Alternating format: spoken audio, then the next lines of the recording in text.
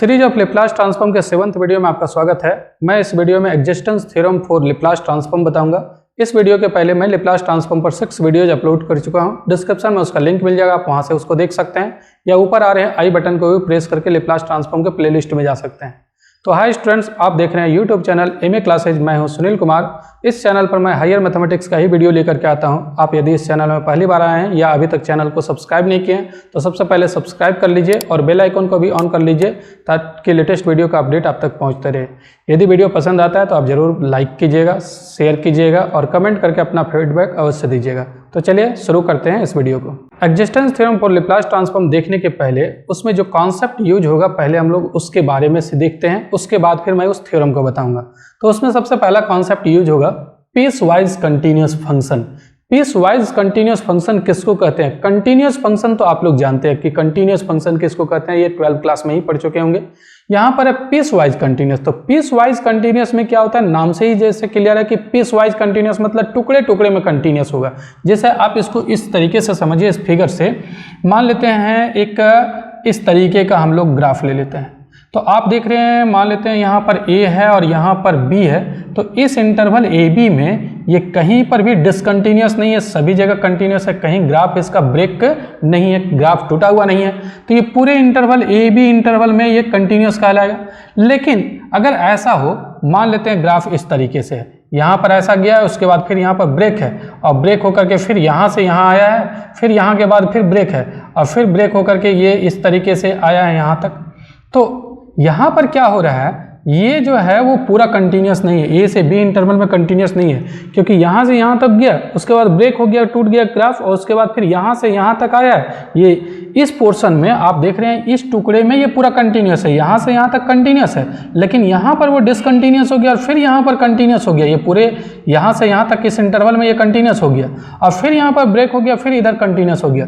तो ये टुकड़ा टुकड़ा में कंटिन्यूअस है, मतलब एक टुकड़ा ये कंटिन्यूअस है, फिर ये टुकड़ा कंटिन्यूअस है और ये टुकड़ा कंटिन्यूअस है। तो पीस वाइज कंटिन्यूअस ऐसा ही फंक्शन होगा। तो पीस वाइज कंटिन्यूअस में होगा क्या, पीस वाइज कंटिन्यूअस में कई टुकड़े में ये डिवाइड हो जाएगा और प्रत्येक टुकड़ा जो है, प्रत्येक पीस जो है वो वहां पर कंटिन्यूअस होगा। जैसे ये पीस जो है वो कंटिन्यूअस है, कहीं टूटा हुआ नहीं है। ये पीस कंटिन्यूअस है, ये भी कहीं टूटा हुआ नहीं है। ये पीस भी कंटिन्यूअस है, ये भी टूटा हुआ नहीं है। तो पीस वाइज कंटिन्यूअस का मीनिंग यही हुआ। लेकिन मैथमेटिकली हम लोग इसको कैसे डिफाइन करते हैं पीस वाइज कंटिन्यूअस को, हम लोग ये डेफिनेशन देखते हैं। देखिए, ये फंक्शन एफ ऑफ टी, हम लोग जो लेप्लास ट्रांसफॉर्म पढ़ रहे हैं वहां पर फंक्शन टी का ही हम लोग जनरली लेते हैं, तो इसीलिए एफ ऑफ टी हम लोग लिख रहे हैं कि एक फंक्शन है F of T is called piecewise continuous, या इसको सेक्शनली कंटिन्यूअस भी कहते हैं। सेक्शन वाइज कंटिन्यूअस है या पीस वाइज कंटिन्यूअस है। तो पीस वाइज या फिर सेक्शनली कंटिन्यूअस कहेंगे on a finite interval, closed interval A B में। इस इंटरवल फाइनाइट इंटरवल में ये सेक्शनली कंटिन्यूअस या पीस वाइज कंटिन्यूअस कहलाएगा कब, if this interval can be divided into finite number of sub intervals. इस इंटरवल को finite number of sub interval में डिवाइड कर लें और सच दैट ऐसा होना चाहिए कि F T is continuous in the interior of each of this सब इंटरवल। जैसे इसको फिगर से समझिए, क्लियर हो जाएगा। मैं ये फिगर बनाया हूं, यहाँ पर ये ए से बी तक इंटरवल है। हम लोग क्या करते हैं, यहाँ पर एक दे देते हैं A1, यहाँ पर पॉइंट दे देते हैं A2 और यहाँ पर पॉइंट दे देते हैं A3। तो यहाँ पर इस इंटरवल ए बी को कई सब इंटरवल में डिवाइड कर दिए। कौन कौन सा सब इंटरवल में डिवाइड किए, ए से A1, यहाँ पर एक सब इंटरवल बन गया A to A1। फिर एक और कौन सा सब इंटरवल बना, A1 to A2, A1 to A2। फिर एक सब इंटरवल बना रहे हैं और A2 to A3, यहाँ पर A2 to A3 एक सब इंटरवल बन गया और A3 to B ये सब इंटरवल, 4 सब इंटरवल में डिवाइड कर दिए।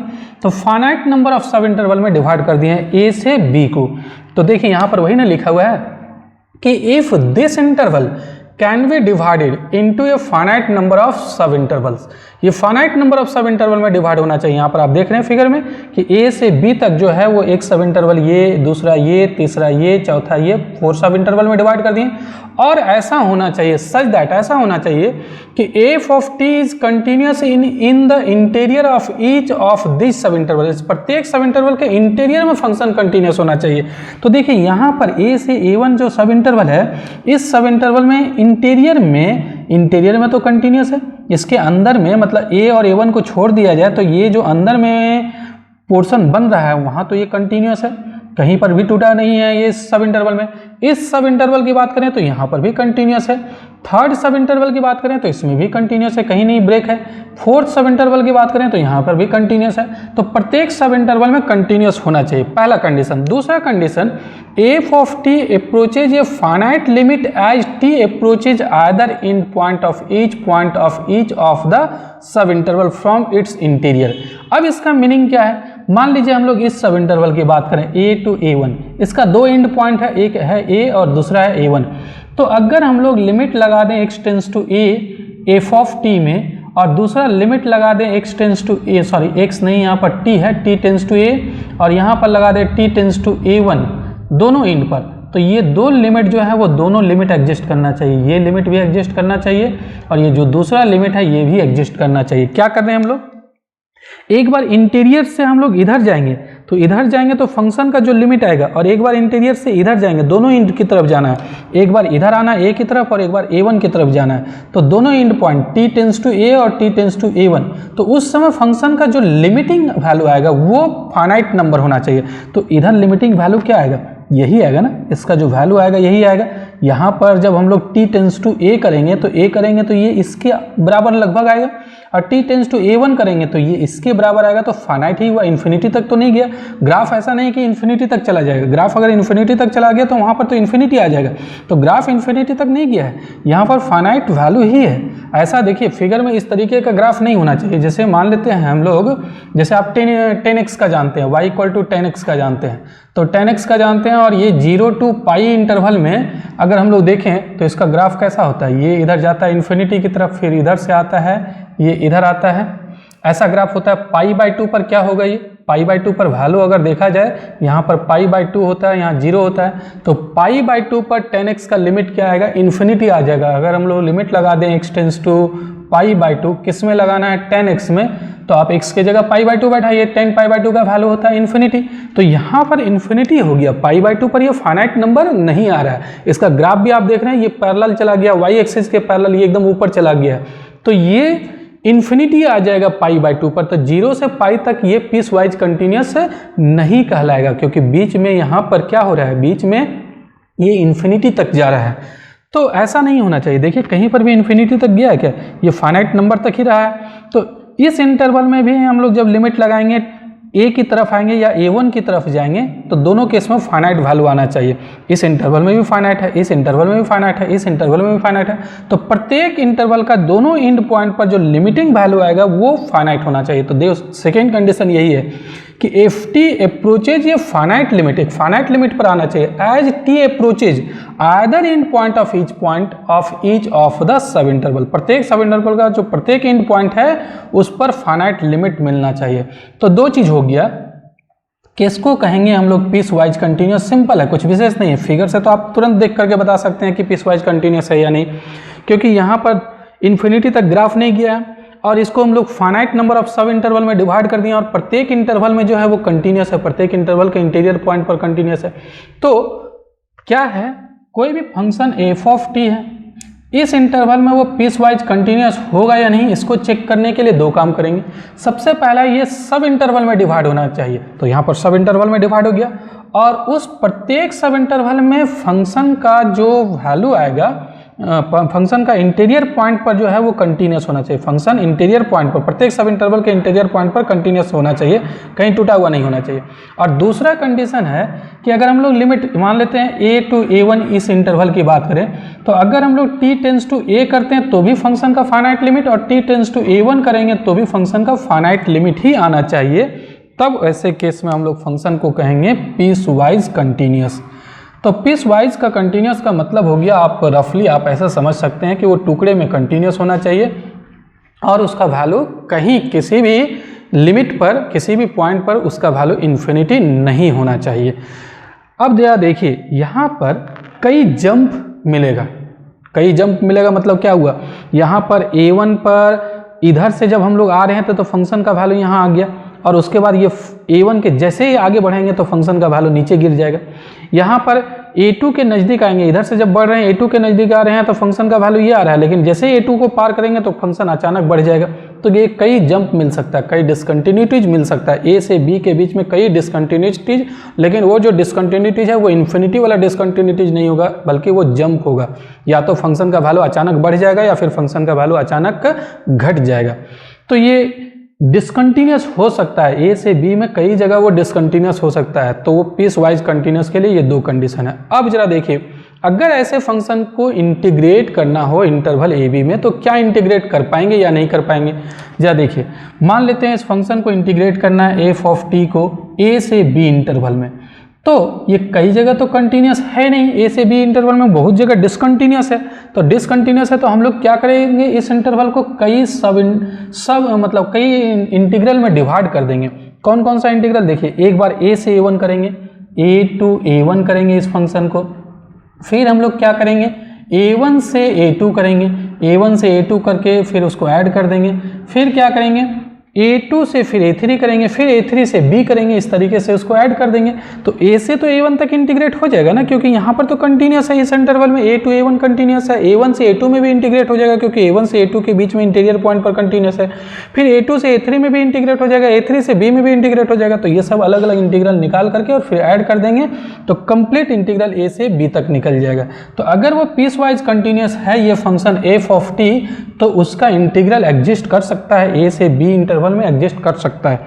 पीस वाइज कंटिन्यूस रहे तो इंटीग्रल एग्जिस्ट कर जाएगा, उसको कई सब इंटरवल में डिवाइड करेंगे और उसको अलग अलग इंटीग्रेट कर देंगे, a से a1, फिर a1 से a2, फिर a2 से a3, फिर a3 से b और सभी को ऐड कर देंगे। तो इस तरीके से आपको दो चीज़ याद रखना है यहाँ पर, पीस वाइज कंटिन्यूस का डेफिनेशन क्या है और फिर हम लोग पीस वाइज कंटिन्यूस को इंटीग्रेट कर सकते हैं। चलिए अब आगे देखते हैं और कुछ कॉन्सेप्ट हम लोग पहले समझ लेते हैं, उसके बाद फिर मैं इस मेन थ्योरम को बताऊंगा। अब हम लोग आगे देखते हैं फंक्शन ऑफ एक्सपोनेंशियल ऑर्डर क्या है, ये किस फंक्शन को हम लोग कहेंगे फंक्शंस ऑफ एक्सपोनेंशियल ऑर्डर। जा समझिए, ये फंक्शन एफ ऑफ टी, कोई भी एक फंक्शन ले रहे हैं F of T, is said to be of exponential order alpha as T tends to infinity. इस फंक्शन को कहेंगे exponential order alpha as T tends to infinity. कब कहेंगे? जब if there exist a positive constant m, एक positive constant m मिलना चाहिए, ये नंबर अल्फा, ये एक नंबर अल्फा मिलना चाहिए, पॉजिटिव नेगेटिव कोई भी हो सकता है, एंड ये फाइनाइट नंबर टी नॉट, और टी नॉट भी एक फाइनाइट नंबर मिलना चाहिए, ये भी पॉजिटिव नेगेटिव कोई भी हो सकता है। सच दैट ऐसा होना चाहिए कि mod of F of T less than m into E to the power alpha T. अगर इस कंडीशन को सेटिस्फाई करने वाला, जहां पर फॉर ऑल, यहां पर आप कह सकते हैं for all t greater than और इक्वल टू टी नॉट, अगर t का वैल्यू टी नॉट से बड़ा कुछ भी क्यों ना रखे, तो उस समय mod of F of T less than m into E to the power alpha T आना चाहिए। ये टी नॉट को एक फाइनाइट नंबर मिलेगा, टी नॉट से कोई भी बड़ा t का वैल्यू रखेंगे, उस समय इस फंक्शन का मॉडुलस हमेशा इससे स्मॉलर होना चाहिए m into E to the power alpha T से, तब उस फंक्शन को कहेंगे हम लोग exponential order alpha as T tends to infinity, इस एफ ऑफ टी को कहेंगे। अब जरा देखिए, E to the power minus alpha T से दोनों साइड मल्टीप्लाई कर दें, अगर इधर भी मल्टीप्लाई कर देते हैं इसको लाने के लिए, देखिए यहाँ पर हम लोग क्या कर रहे हैं, E to the power minus alpha T से मल्टीप्लाई कर देते हैं और mod of F of T रहने दीजिए। यहाँ पर भी E to the power minus alpha T से मल्टीप्लाई करेंगे तो सीधे कैपिटल एम ही बच जाएगा, क्योंकि E to the power alpha T तो पहले से है और इसको E to the power minus alpha T से मल्टीप्लाई करेंगे, ये दोनों ई टू द पावर 0 हो जाएगा जिसका वैल्यू 1, तो ये तो हट जाएगा, जहाँ पर t greater than equal to T naught है। अब देखिए, एक्सपोनेंशियल फंक्शन का वैल्यू हमेशा पॉजिटिव होता है, तो mod of E to the power minus alpha T equal to E to the power minus alpha T, ऐसा कर सकते हैं, क्योंकि इसका वैल्यू हमेशा पॉजिटिव होगा। कोई भी नंबर अगर पॉजिटिव है तो उसमें मॉड लगाइए या ना लगाइए कोई फर्क नहीं पड़ता है, 2 तो पॉजिटिव है, मॉड तो पॉजिटिव ही बनाता है, तो इसीलिए यहाँ पर हम लोग मॉड लगा भी सकते हैं, तो मॉड लगाएंगे तो आप इसी के अंदर कर दीजिए। तो ये भी कंडीशन आ गया, इसी कंडीशन को और करके मैं यहाँ पर लिखा हूँ कि ये कंडीशन आप सेटिस्फाई करवाइए या फिर ये कंडीशन। यहाँ पर क्या है, E to the power minus alpha T into F of T का जो मॉडुलस है वो लेस देन एम होना चाहिए। अगर इस कंडीशन को सेटिस्फाई करे for all T greater than और इक्वल टू टी नॉट, तब उस फंक्शन को हम लोग कहेंगे function of exponential order alpha. यहाँ पर जो अल्फा है उस ऑर्डर का ये कहलाता है, एक्सपोनेंशियल ऑर्डर अल्फा का ये फंक्शन कहलाता है। जैसे एक एग्जांपल से समझिए, क्लियर हो जाएगा। ये अगर आपको दिक्कत हो रहा है तो एक एग्जांपल मैं ले लेता हूँ। Let F of T equal to, यहाँ पर F of T equal to 1/√t लेते हैं। टी नॉट का वैल्यू हम लोग यहाँ पर लेते हैं 1। अब 1 से बड़ा कोई भी वैल्यू पुट कीजिए, 1 से बड़ा कोई भी अगर वैल्यू पुट करते हैं, यहाँ पर t ग्रेटर देन और इक्वल टू टी नॉट होता है, सिर्फ आप ग्रेटर देन भी ले सकते हैं। तो t का वैल्यू हम लोग 1 से बड़ा पुट करते हैं, जैसे t का वैल्यू आप 1.1 ही पुट कर लीजिए, 1 से बड़ा पुट करना है तो 1 से बड़ा अगर वैल्यू पुट करेंगे तो उस समय फंक्शन का वैल्यू क्या होगा, 1/√1.1। क्या ये लेस देन 1 आएगा? यहाँ पर तो 1 से बड़ी संख्या हो जाएगा, तो 1 डिवाइडेड बाय, अगर यहाँ पर 1 से बड़ी संख्या रखेंगे तो दोनों का जो रेशियो आएगा निश्चित रूप से 1 से छोटा आएगा। मान लेते हैं t का वैल्यू 2 ले लेते हैं, 1 से t नॉट से बड़ा लेना है तो 2 ले लेते हैं। उस समय फंक्शन का वैल्यू क्या आएगा, 1/√2। 1/√2 का भी वैल्यू 1 से स्मॉलर होगा। कोई भी मान लेते हैं 3 पुट कर देते हैं तो 1/3 हो जाएगा, तो 1/√3 का भी वैल्यू लेस देन 1 आएगा। या 1/10 पुट कर देते हैं तो भी 1/√10 हो जाएगा, इसका भी वैल्यू लेस देन 1 आएगा। तो t का वैल्यू अगर हम लोग t नॉट से बड़ा पुट करते हैं उस समय निश्चित रूप से ये 1 से स्मॉलर आ रहा है, और इसका जो भी वैल्यू आ रहा है वो तो पॉजिटिव आएगा, यहाँ पर हमेशा पॉजिटिव ही आ रहा है। तो अब देखिए यहाँ पर जो भी वैल्यू आएगा, देयरफॉर एफ ऑफ टी का जो भी वैल्यू आ रहा है वो लेस देन 1 आ रहा है, 1 से स्मॉलर ही आ रहा है, कभी भी 1 से बड़ा नहीं आ रहा है। कब? For all T greater then 1। 1 से अगर हम लोग बड़ा कोई भी वैल्यू पुट करते हैं यहाँ पर तो इसका वैल्यू 1 से स्मॉलर ही आ रहा है। आप mod of F of T भी कह सकते हैं, mod of F of T 1 से स्मॉलर आ रहा है। क्यों?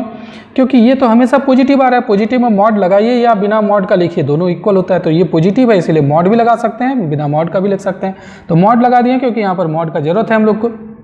अब जरा समझिए, implies mod of F of T, ये चीज को हम लोग लिख सकते हैं लेस देन 1 और e⁻0t, जहाँ पर t ग्रेटर देन 1। क्यों? e⁻0t मतलब हो जाएगा e⁻0 और e⁻0 का वैल्यू 1 को 1 से मल्टीप्लाई करेंगे, यही आएगा ना। तो देखिए implies mod of F of T क्या आ रहा है, लेस देन 1 को मान लेते हैं m e⁻, यहाँ अल्फा 0 के बराबर है, मतलब 0 को ही अल्फा कह रहे हैं। For all t greater then 1 क्या हो गया, m किसके बराबर आ रहा है, m जो है वो 1 के बराबर, अल्फा किसके बराबर है, अल्फा 0 के बराबर। तो देखिए यहाँ पर एक फंक्शन ये दिया हुआ था, इस फंक्शन के लिए हम लोग को m जो है वो एक पॉजिटिव नंबर मिल गया, यहाँ पर m एक पॉजिटिव कांस्टेंट मिल गया, अल्फा एक नंबर मिला और एक t नॉट, ये जो 1 के जगह हम लोग क्या कर देते हैं t नॉट क्या मिल रहा है, t नॉट है 1 के इक्वल है। तो t नॉट भी एक फाइनाइट नंबर मिल गया। ऐसा मिला कि t नॉट से बड़ा अगर t रखेंगे तो उस समय mod of F of T less than m into e⁻α t आ रहा है, इस कंडीशन को सेटिस्फाई कर रहा है, ये कंडीशन आप देख रहे हैं। तो ये फंक्शन जो है वो एक फंक्शन हो गया किस ऑर्डर, एक्सपोनेंशियल ऑर्डर का हो गया, और एक्सपोनेंशियल ऑर्डर 0, क्योंकि अल्फा का वैल्यू यहाँ पर क्या है, 0 है। तो देयरफॉर हम लोग कह सकते हैं this is the function of exponential order 0। यहाँ पर हम लोग लिख सकते हैं देयरफॉर, मैं यहाँ पर लिख जा रहा हूँ, therefore F of T is of exponential order, ये एक्सपोनेंशियल ऑर्डर का हो गया, exponential order 0, exponential order 0 as T tends to infinity. तो इसी फंक्शन को हम लोग कहेंगे एक्सपोनेंशियल ऑर्डर 0। तो सिंपल है, कुछ विशेष नहीं है। आप फिर से जरा समझिए कि एफ ऑफ टी कोई फंक्शन दिया हुआ रहेगा, इस फंक्शन के करस्पॉन्डिंग एक पॉजिटिव कांस्टेंट यहाँ पर आना चाहिए, ये जो m है वो एक पॉजिटिव कांस्टेंट होना चाहिए, एक रियल नंबर अल्फा एग्जिस्ट करना चाहिए, एक real number t nought exist करना चाहिए, फाइनाइट नंबर, और ऐसा होना चाहिए कि mod of F of T less than m into e⁻α t for all t greater than और equal to, for all t greater than और इक्वल टू t नॉट, यहाँ पर इक्वल हटा भी सकते हैं। तो अगर इस कंडीशन को सेटिस्फाई करने वाला ये कांस्टेंट मिल जाए तो हम लोग उस फंक्शन को कहेंगे function of exponential order alpha. इसका जरूरत पड़ता है आगे, मैं जब थ्योरम बताऊंगा एग्जिस्टेंस ऑफ लैप्लास ट्रांसफॉर्म तो उसमें इसका जरूरत पड़ेगा, इसको याद रखिएगा। अब एक और दूसरा डेफिनेशन यहाँ देखिए, ये फंक्शन ऑफ क्लास ए। अब किसको ये फंक्शन ऑफ क्लास ए कहेंगे, जरा समझिए। ये function F of T which is piecewise continuous on every finite interval in the range t greater than equal to 0 and is of exponential order as t tends to infinity is known as a function of class A। Function of class ए कहलाने के लिए दो चीज़ होना चाहिए। कोई भी function को हम लोग फंक्शन ऑफ क्लास ए कहेंगे अगर वो दो कंडीशन सेटिस्फाई करे। पहला कंडीशन कि किसी भी फाइनाइट इंटरवल में for all T greater then 0, इस रेंज में t ग्रेटर देन 0 में कोई भी फाइनाइट इंटरवल ले लीजिए, उसमें पीस वाइज कंटिन्यूस होना चाहिए। t ग्रेटर देन 0 का मतलब क्या हो गया, मान लीजिए यहाँ पर ये t एक्सिस है, यहाँ 0 से स्टार्ट है, तो 0 से स्टार्ट करते हुए कोई भी फाइनाइट इंटरवल ले लीजिए, कोई भी एवरी फाइनाइट इंटरवल। मान लेते हैं t ग्रेटर देन 0, यहाँ पर 0 से स्टार्ट करके हम लोग यहाँ पर ले लिए 0 to a, या फिर a जो है वो यहाँ पर ना लेकर के यहाँ लिख लेते हैं, फाइनाइट नंबर है। तो 0 से a तक कोई भी फाइनाइट इंटरवल अगर हम लोग ले लेते हैं तो एवरी फाइनाइट इंटरवल में ये फंक्शन f ऑफ t क्या होना चाहिए, पीस वाइज कंटिन्यूस। देखिए यहाँ पर वही लिखा हुआ है कि function f of t which is piecewise continuous on every finite interval in the range t greater than equal to 0। 0 से स्टार्ट करके कोई भी फाइनाइट नंबर तक हम लोग पहुंचेंगे और वो जो इंटरवल आएगा फाइनाइट इंटरवल, उस फाइनाइट इंटरवल में पीस वाइज कंटिन्यूस होना चाहिए। और दूसरा and is of exponential order as T tends to infinity, और ये एक्सपोनेंशियल ऑर्डर का होना चाहिए as T tends to infinity. अभी हम लोग पढ़े एक्सपोनेंशियल ऑर्डर, मतलब ये कंडीशन भी सेटिस्फाई करना चाहिए। F of T less than M E to the power alpha T for all T greater than और इक्वल टू टी नॉट। तो ये दो चीज पीस वाइज कंटिन्यूस और इस कंडीशन को सेटिस्फाई करे, तब इस फंक्शन को हम लोग कहेंगे फंक्शन ऑफ क्लास ए। अब आगे हम लोग पढ़ेंगे, अगर इस तरीके का कोई फंक्शन मिल जाए जो फंक्शन ऑफ क्लास ए का अगर फंक्शन है, क्लास ए के अंतर्गत आ रहा है वो फंक्शन, तब उसका लैप्लास ट्रांसफॉर्म एग्जिस्ट करेगा। तो एग्जिस्टेंस थ्योरम में हम लोग यही पढ़ेंगे कि अगर कोई फंक्शन क्लास ए का फंक्शन है, मतलब वो पीस वाइज कंटिन्यूस है, और दूसरा एक्सपोनेंशियल ऑर्डर का है, तब उसका ये लैप्लास ट्रांसफॉर्म एग्जिस्ट करेगा। तो चलिए उस थ्योरम को हम लोग देखते हैं। अब existence theorem for Laplace transform क्या है, सबसे पहले हम लोग इसका स्टेटमेंट देखते हैं, फिर बाद में हम लोग इसका प्रूफ भी देखेंगे। पहले स्टेटमेंट समझिए कि एफ ऑफ टी कोई भी एक रियल फंक्शन है सच दैट ये फंक्शन दो कंडीशन को सेटिस्फाई कर रहा है। दो कंडीशन क्या है, सबसे पहला F of T is piecewise continuous on every finite interval in the range T greater than equal to 0। इसका मतलब मान लेते हैं यहाँ पर 0 है और 0 से इधर कोई भी फाइनाइट इंटरवल आप ले लीजिए, मान लेते हैं यहाँ पर अगर 10 ले ले तो 0 से 10 तक एक फाइनाइट इंटरवल बन जाएगा, या 100 ले ले 0 से 100 तक वहाँ एक फाइनाइट इंटरवल बन जाएगा, या 0 to 1000 एक फाइनाइट इंटरवल बन जाएगा। तो कोई भी फाइनाइट इंटरवल हम लोग 0 से आगे बढ़ जाए तो उस इंटरवल में ये फंक्शन पीस वाइज कंटिन्यूस है, सबसे पहला कंडीशन। दूसरा, there exist constant k and m such that, दो कांस्टेंट k और m ऐसा मिलना चाहिए कि mod of f of t less than equal to m e to the power kt for all t greater than equal to 0, जहां m क्या होगा, m जो है वो पॉजिटिव होगा, m इक्वल टू पॉजिटिव। अब जरा समझिए, ये दो कंडीशन अगर सेटिस्फाई करता है तो then prove that the Laplace transform of F of T exist for p greater than k, तब एफ ऑफ टी फंक्शन का लैप्लास ट्रांसफॉर्म एग्जिस्ट करेगा। सारे फंक्शन का लैप्लास ट्रांसफॉर्म एग्जिस्ट नहीं करता है, कुछ कंडीशन है, सर्टेन कंडीशन है, अगर वो कंडीशन सेटिस्फाई करे तभी उस फंक्शन का लैप्लास ट्रांसफॉर्म एग्जिस्ट करता है। तो ये थ्योरम हम लोग को बताता है कि कौन सा कंडीशन सेटिस्फाई करना चाहिए ताकि लैप्लास ट्रांसफॉर्म एग्जिस्ट करे। तो यही दो कंडीशन है, सबसे पहला तो पीसवाइज कंटिन्यूस होना चाहिए और दूसरा इस कंडीशन को सेटिस्फाई करना चाहिए। और ये कंडीशन को हम लोग क्या कहते हैं कि फंक्शन जो है वो एक्सपोनेंशियल ऑर्डर का है, के ऑर्डर यहाँ पर k है, एक्सपोनेंशियल ऑर्डर k का है ये। तो फंक्शन ऐसा होना चाहिए कि mod of F of T less than equal to M E to the power के टी होना चाहिए। जैसे मैं अभी एक एग्जांपल बताया ना 1/√t का, तो वहां पर less than M into E to the power के टी के फॉर्म में आ गया था इसका वैल्यू, मॉडुलस इसका पॉजिटिव वैल्यू। तो ये इस कंडीशन को सेटिस्फाई करना चाहिए जहां m जो होता है वो पॉजिटिव कांस्टेंट होता है, k कोई भी कांस्टेंट होता है, t greater than equal to 0 के लिए ये कंडीशन सेटिस्फाई करना चाहिए। तो अगर ये दो कंडीशन सेटिस्फाई करे तभी फंक्शन का लैप्लास ट्रांसफॉर्म एग्जिस्ट करता है। और आपको जस्ट भी मैं बताया हूं कि अगर ये दोनों कंडीशन सेटिस्फाई करता है तो उस फंक्शन को क्या कहते हैं, फंक्शन ऑफ क्लास ए कहते हैं। इसका मतलब अगर कोई फंक्शन क्लास ए का है तभी उसका लेप्लास ट्रांसफॉर्म एग्जिस्ट करता है। अगर ये दो कंडीशन सेटिस्फाई करता है तो उस फंक्शन को कहते हैं फंक्शन ऑफ क्लास ए, और क्लास ए का फंक्शन हो गया मतलब ये दो कंडीशन सेटिस्फाई हो गया, और उस समय जब दोनों कंडीशन सेटिस्फाई हो जाएगा तो उसका लेप्लास ट्रांसफॉर्म एग्जिस्ट कर जाएगा। तो इस थ्योरम के स्टेटमेंट को आप ऐसे भी लिख सकते हैं कि if F of T is a function of class A then the Laplace transform of F of T exist. बस इतना एक लाइन में लिख सकते हैं कि अगर कोई function F of T class ए का है तो उसका लेप्लास ट्रांसफॉर्म एग्जिस्ट कर जाएगा। क्लास ए का मतलब वो दो कंडीशन हो गया, एक पीसवाइज कंटीन्यूअस और दूसरा एक्सपोनेंशियल ऑर्डर का। अब देखिए इसका प्रूफ कैसे करेंगे। प्रूफ करने के लिए जरा देखिए मैं यहाँ पर बता रहा हूँ, लेप्लास ट्रांसफॉर्म हम लोग को दिखाना है कि इसका एग्जिस्ट करना चाहिए, और कैसे डिफाइंड किया गया है लेप्लास ट्रांसफॉर्म को, इसके बारे में देखिए। इसी का लेप्लास ट्रांसफॉर्म एग्जिस्ट करना चाहिए। तो लेप्लास ट्रांसफॉर्म को डिफाइंड किया गया है इस इम्प्रॉपर इंटीग्रल के बराबर होता है e to the power minus P T into F of T.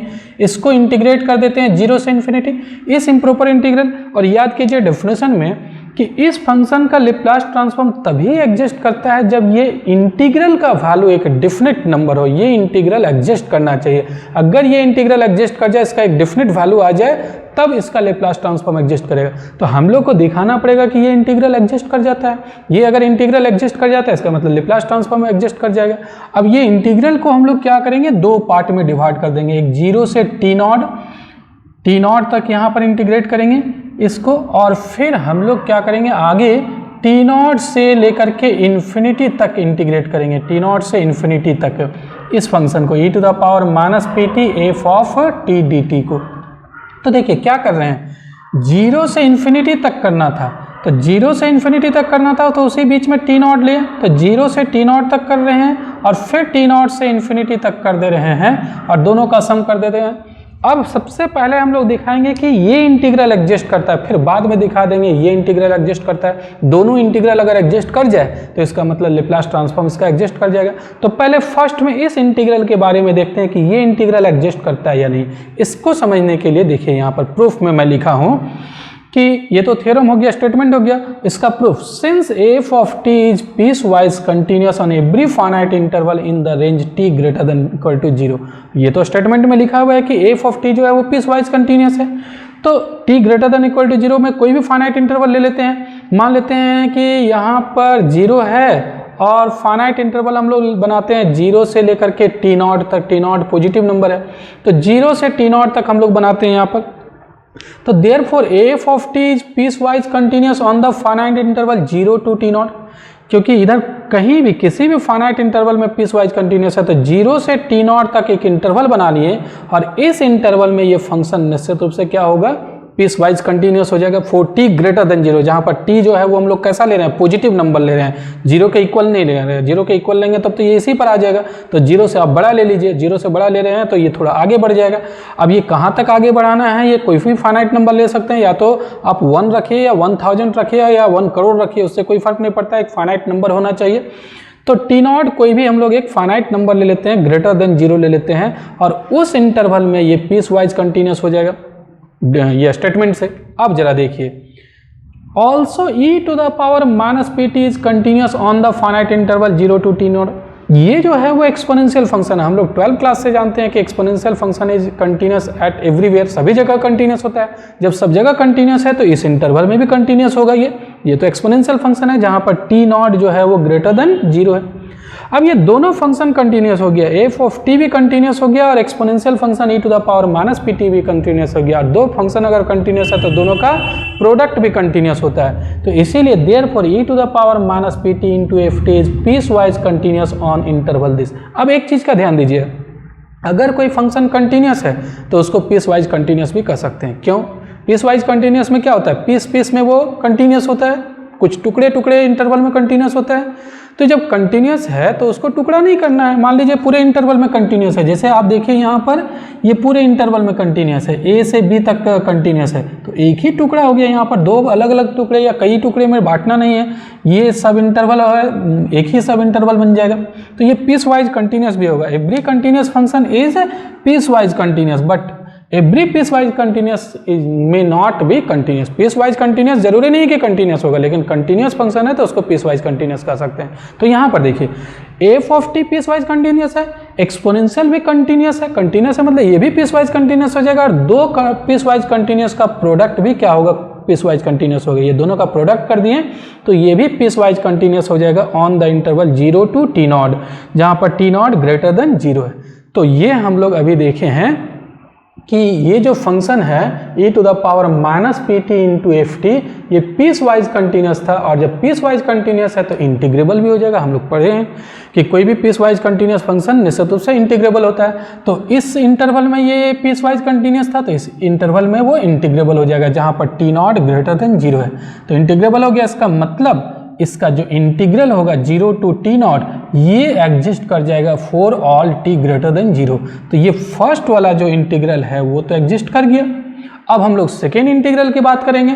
तो पहले मैं ये लिख देता हूँ, इस चीज़ को आप पहले भी यहाँ पर इसको लिख करके नंबर 1 कर सकते थे, उसके बाद ये चीज़ लिखते, या फिर अगर वैसा नहीं किए हैं तो यहाँ पर भी हम लोग लिख सकते हैं। नाउ यहाँ पर अब हम लोग क्या करेंगे कि Laplace transform of F of T निकालेंगे, डेफिनेशन लिखेंगे। इसका डेफिनेशन है कि this is equal to integral of e to the power minus P T into F of T D T, कहाँ से कहाँ तक, 0 से इन्फिनिटी तक। और इसको हम लोग दो इंटीग्रल में डिवाइड कर देते हैं, 0 to t naught e to the power minus P T into F of T D T, और प्लस दूसरा हो जाएगा t naught to infinity e to the power minus P T F of T D T, जहाँ पर इसको number 1 कर देते हैं। और ये एक और काम कीजिए, यहाँ पर लिख देते हैं फॉर टी नॉट जो है वो ग्रेटर देन 0 है, इसको हम लोग नंबर 1 कर दिए।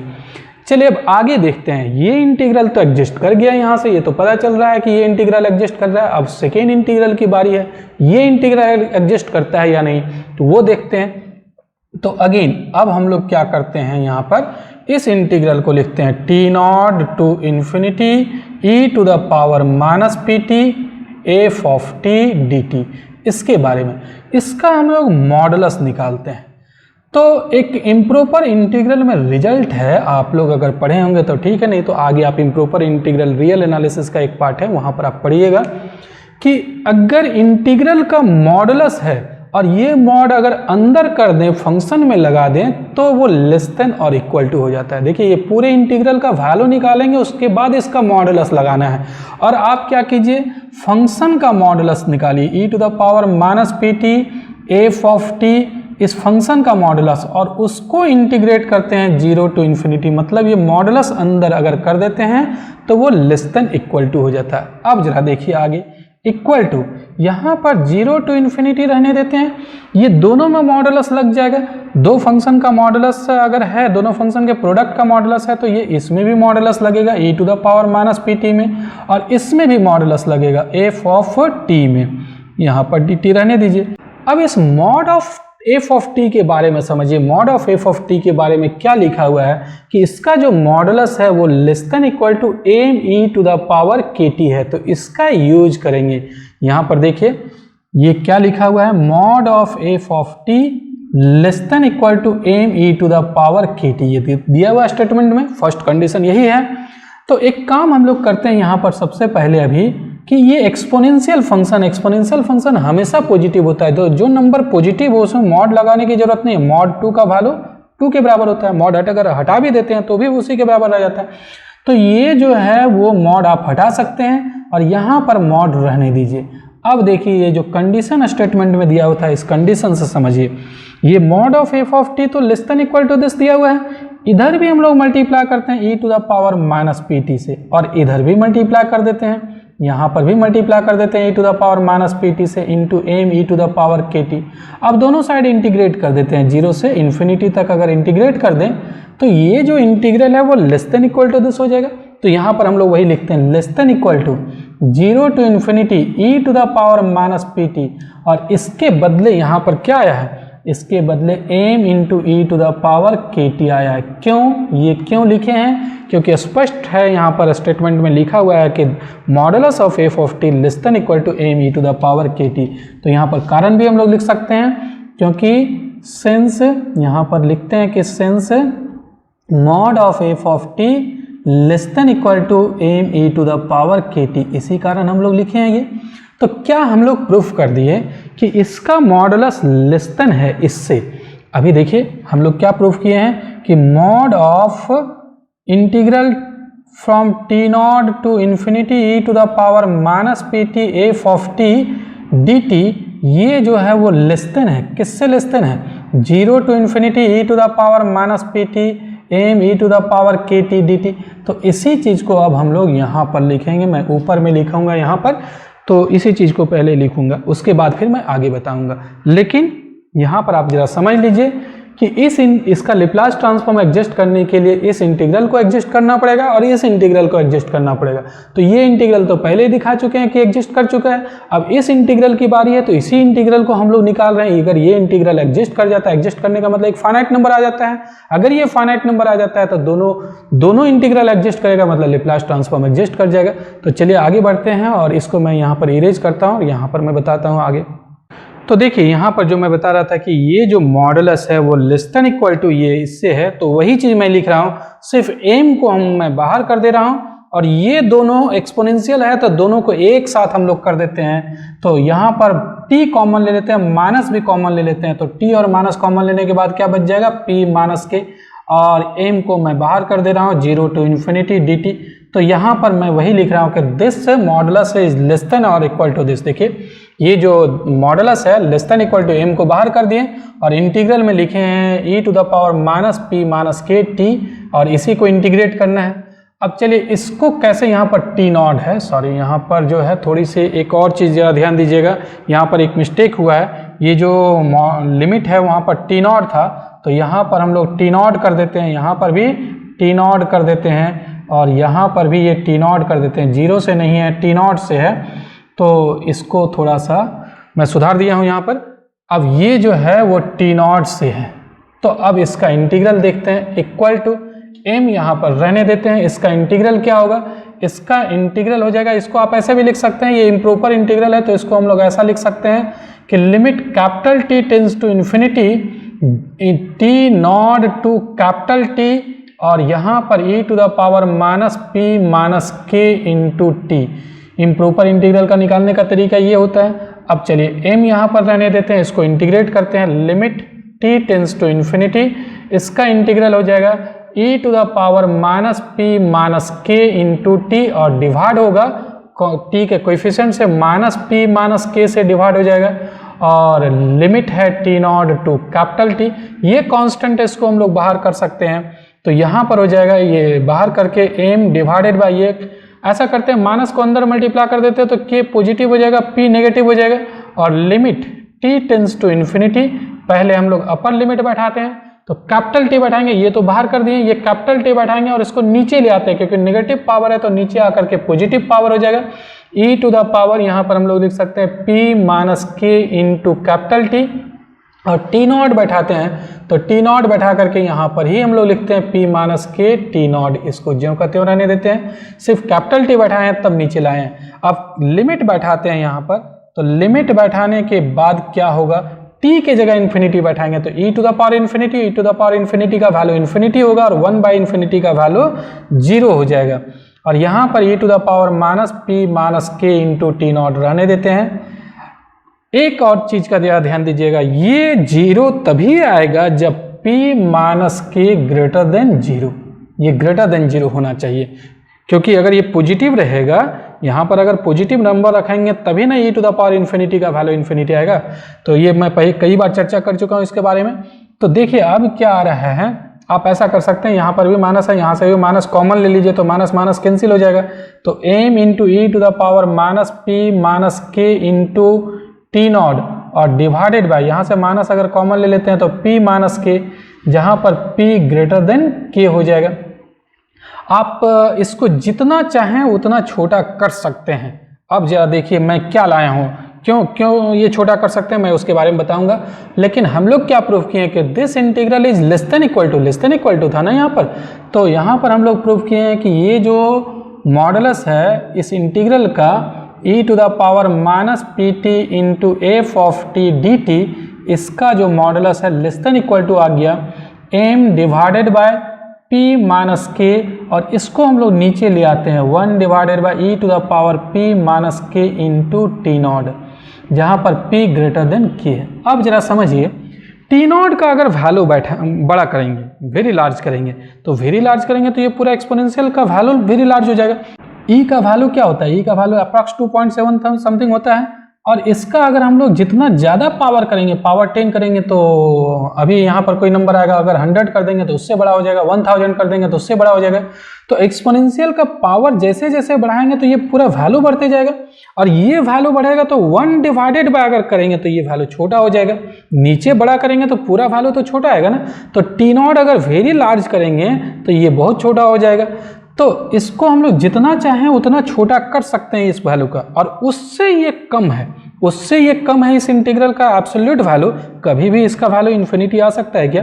टी नॉट तो हम लोग को अपने से चूज करना है, 0 से आगे ही टी नॉट का वैल्यू रखना है। तो टी नॉट हम लोग अपने से चूज कर सकते हैं, टी नॉट का वैल्यू 10 भी लिख सकते हैं, 100 लिख सकते हैं, 1000 लिख सकते हैं, 10,000 लिख सकते हैं, कुछ भी रख सकते हैं, कोई भी फाइनाइट नंबर रख सकते हैं।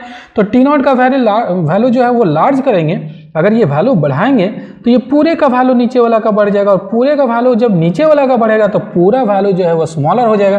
तो ये कोई छोटा नंबर आ जाएगा, और इस छोटे नंबर से इसका वैल्यू कम है, इसका कम है, तो ये तो निश्चित रूप से डेफिनेट आएगा, कभी भी इन्फिनिटी नहीं आएगा। तो जब इन्फिनिटी नहीं आएगा इसका मतलब ये इसका लिमिट जरूर एग्जिस्ट करेगा, लेकिन इसमें एक कंडीशन है कि p ग्रेटर देन क्या होना चाहिए? k होना चाहिए। और ये जब ये इंटीग्रल एग्जिस्ट कर जाएगा तो ये इंटीग्रल एग्जिस्ट कर जाएगा। इसका मतलब कौन सा हुआ कि जब लेप्लास ट्रांसफॉर्म निकाल रहे थे तो दो इंटीग्रल आया था। फर्स्ट के बारे में तो हम लोग पहले लिख चुके थे, सेकेंड के बारे में बात कर रहे थे, तो सेकेंड इंटीग्रल भी एग्जिस्ट कर जाएगा।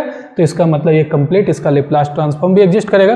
तो इसी के बारे में मैं थोड़ा सा यहाँ पर लिख देता हूँ।